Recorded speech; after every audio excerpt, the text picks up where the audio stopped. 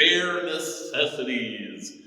We're going over today what I normally give as a basics class. This is what people usually get right before they start into a normal class so that they can keep up with everyone else. It's a really good, rounded, basic understanding of how to stand and use a longsword. So with that, let's jump in. Okay? First off, we need to share some vocabulary. Sword. Everybody knows that. On the sword, there's a flat and an edge. Crossguard, handle, pommel. Do other people have different names for these? Yes! Those are the names we're using. All through this, I'm going to be using the names and positions and techniques that Baer Swords uses. Every club or school you go to will teach things slightly differently. This is how we do it. So very first will be our stance. There's a thing we call the square. Imagine a square going from the front of your front toe to the back of your back heel. You want the sides of the square to be equal.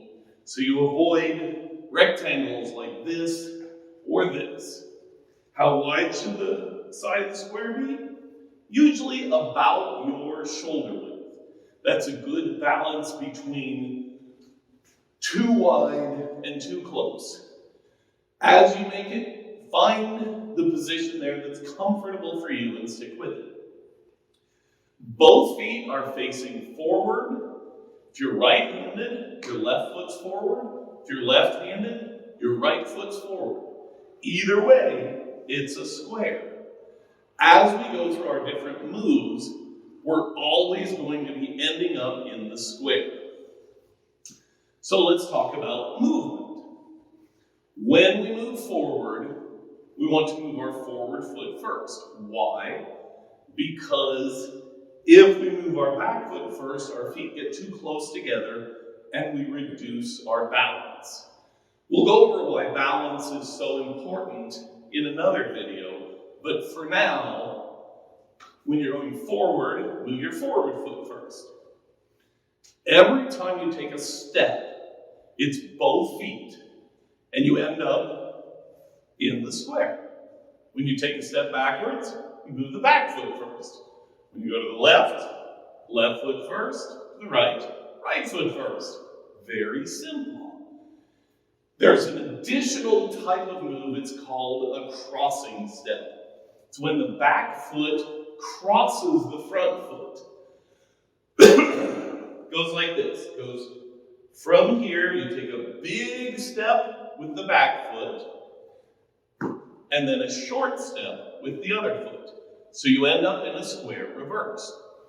Why do we do this? When we need to gather a lot of distance very quickly. It's similar to a lunge in that. Typically when it's used is for an attack. So let's find our attack stance. Put your feet in the square. Hold the sword right by the crossguard very loosely. If you notice, my fingers are not crossing. I'm not holding it like this, holding like this so that it can be loose and flowing so that we can do our different moves.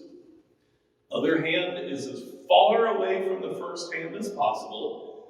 This is for leverage. You want to be able to quickly move a sword when your hands are further apart you can. Offensive stance, keep it by your right shoulder, straight up and down, edge out. Now we'll do a crossing step, and as the first foot lands, the sword will come down. That's it.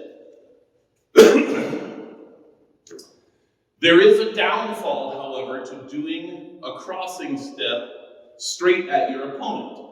If I'm going into the opponent and they're holding their sword out, this puts their sword right in my face. Bad idea. So we do what's called an offline crossing step. Online is the line between the two opponents, where they are facing. So if I step slightly offline in my crossing step, I'm still facing my opponent. They're still facing this way. For that fraction of a second, I have the advantage that I can hit them and they cannot as easily hit me. So, a normal basic attack. You're starting quite a ways from your opponent, so you need to cover a lot of ground. We'll do a crossing step offline. It looks like that. Like I said, for that fraction of a second, I'm online and my opponent is not. It gives me an advantage. Thank you. Now, let's look at the defensive stance. This is offensive because we're ready to attack. If we move it down, pull it in just under your belly button, and point the tip at your opponent's collarbone. Two big advantages to this. One is simply practical. They have to get past this zone to get to you. It's a very defensive position. Psychologically, it's a little daunting to have a sword pointing right at you. It slows a lot of people down, makes them pause for a moment. Again, it gives you an advantage. So, the full defensive stance, you're in the square, you're standing comfortably upright, your hands are loosely holding the sword, and your knees are slightly bent. Your weight is evenly balanced between both feet. It's important for many things. So, now that we have defensive and offensive stance, let's figure out defensive techniques. If you're being struck anywhere on this quadrant, it's your upper left, you want to pull the sword up to your nose and push it out to the left. Now you notice it's not out here, it's not here, it's close to my arm and straight up and down. Number of reasons for that. The closer it is, the less time it takes to get there. One of our principles is short equals fast. This is a fast move. It blocks a blade coming anywhere in this whole area. Additionally, because it's straight up and down, it sets us up for an easy afterblow. For the afterblow, you step away from their sword and cut into the nearest core location. Let's give a demo of that. So, I'm in defensive position, attack my upper left, so I block here, and then I step away from my opponent's sword, flick down into a cut right into their core. Thank you. Don't go far. The protection to the right is very, very similar, but a lot more difficult to execute correctly. Now let me put a caveat there that if you're a left-handed fighter, the left is difficult and the right is easy. For a right-handed fighter, the left is easy and the right is a little harder. What do you have to do? Move the sword to the side. Now, my arm is not facing forward, it's not facing to the side, it's facing 45 degrees out. You'll also notice my shoulders don't turn. If I do a right block like this, all of this is still open. I have pulled the sword back out of the area it needs to protect. So, just like that. Let's give a demo. Good. And to demonstrate why turning is such a bad idea, if I turn just a little bit, suddenly I'm completely open. Once again, sir. Now from here, I step away from my opponent's blade and flick down into a core spot. Thank you again. So, you don't ever want to block a shot that's coming across your legs down like this. Couple of reasons. The biggest being, as an attacker is coming in, if they see you going down, they can very easily redirect that right up into your head. Bad day for you. So what do? Legs have an amazingly wonderful quality. They move. When someone swings at your leg, pull it out of the way. Legs are fast. The trick to this is to pull the front leg back before the back leg. So you're just pulling your feet together. This is one of the few times that I'll encourage people to have their feet together rather than in a good stance.